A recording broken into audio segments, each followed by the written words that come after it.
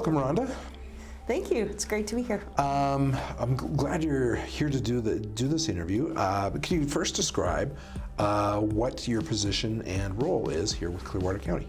Sure. My position is the manager of financial services, and I lead the finance department team. So there's 8 of us, including myself. And maybe I'll just talk a little bit about what our department is responsible for. It's quite a list because, anyway, there's lots that we do. Our department coordinates accounts payable, accounts receivable, internal reporting, so that's to leadership and management, as well as decision makers such as council. And we do asset tracking, property and liability insurance, maintenance of the tax roll, external reporting to all types of stakeholders. We liaison with the audit team, which is for an external financial audit that happens annually.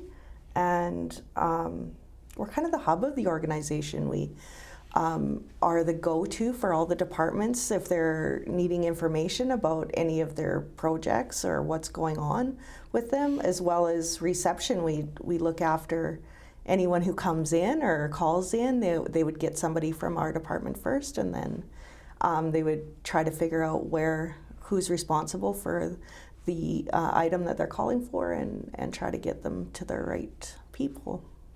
Well, everything we do does cost money. Yes. And so your department tracks all of it and is able to tell the different departments and council, where things are in the stage of spending and investment. And correct. Okay. Yeah. So speaking of county money, mm-hmm. we're a big county. Yes, we're a large area. Very large geographically. I think we're the 3rd largest in Alberta. Yeah, I don't know where we sit in the rank, but I know we're one of the top largest. And our population really isn't that large. No. But we still have around 2,200 kilometers of roads to maintain and all those services. So where does how does the county get its funding?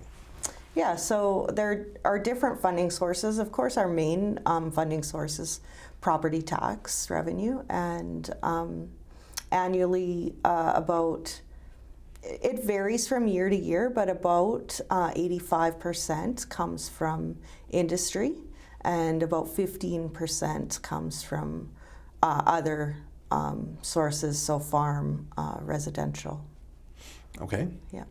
And for the portion of funding that doesn't come from our own property taxes, approximately what percent comes, and where does that come from? Well, again, that varies from year to year. So the revenue that's recognized in any given year depends on which projects we're doing. So if a project is grant funded and it happens to be the year that we do that project, then that year the funding from other sources would be higher than if we deferred that grant revenue in that year because we have a project on the horizon. So that percentage varies a lot from year to year. But compared to grants that we might get from provincial or federal governments, our property taxes really are the reliable, dependable year-to-year source of income. Correct, yeah. Property taxes are about 48 million, give or take a little, and on average, the grant funding that's available in a year might be 3 million.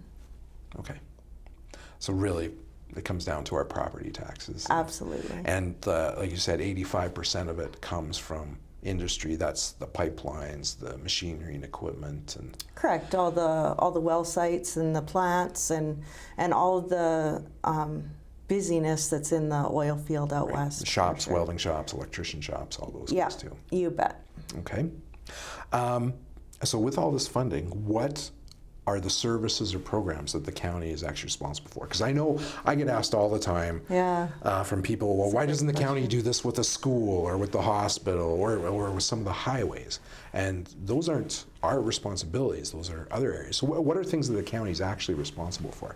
Correct. So municipal government is legislated through an act called the Municipal Government Act, and that really guides the programs and services that that the county is responsible for. It doesn't mean that we don't fund other things. We do.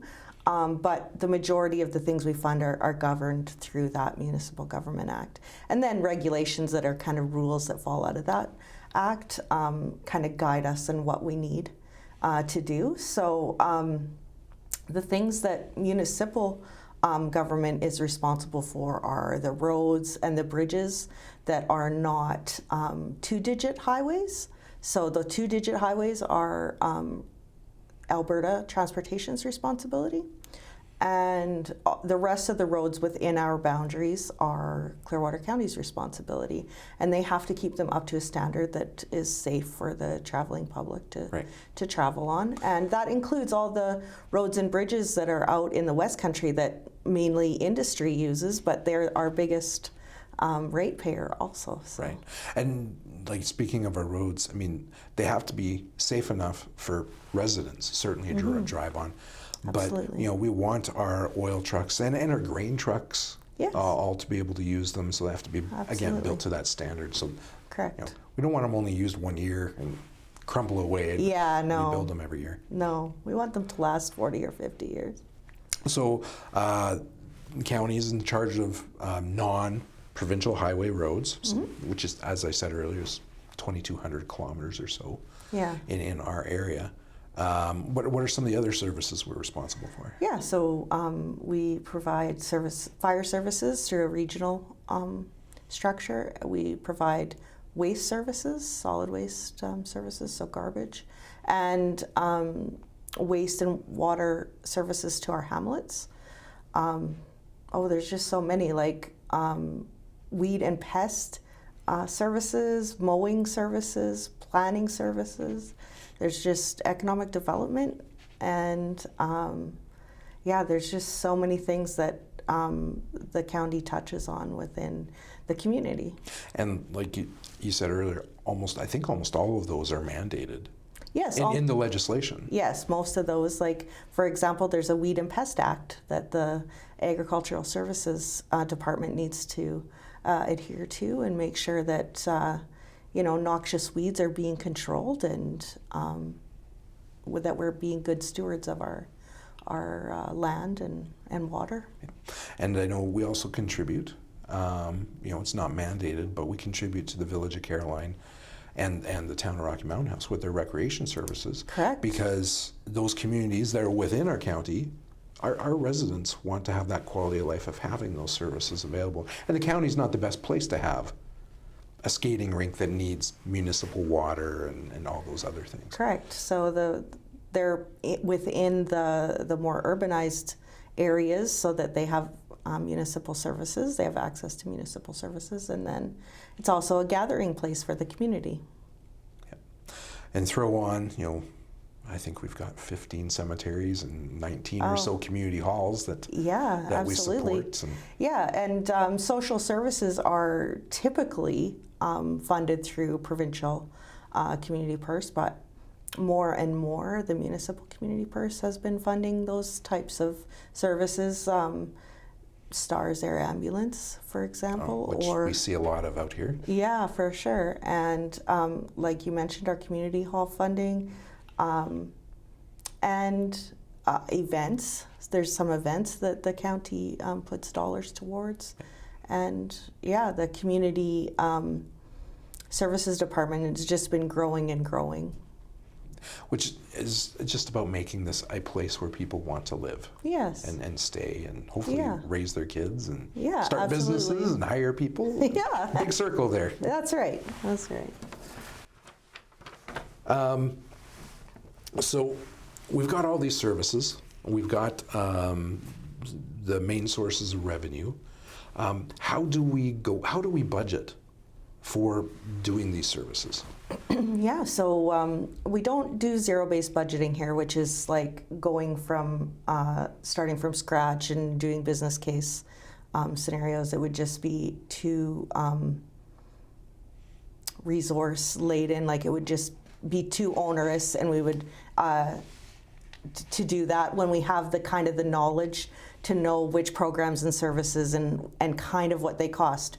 That being said, we do analyze every year what those programs and services are going to provide the community in that year and try to estimate what that's going to cost based on different things like how much is fuel. Fuel is a big part of our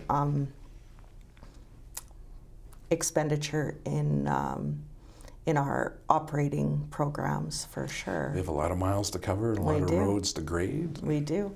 So every year the directors and their staff go through each program individually and analyze what that they're going to accomplish, and try to calculate as best they can what those programs and services are going to cost that year.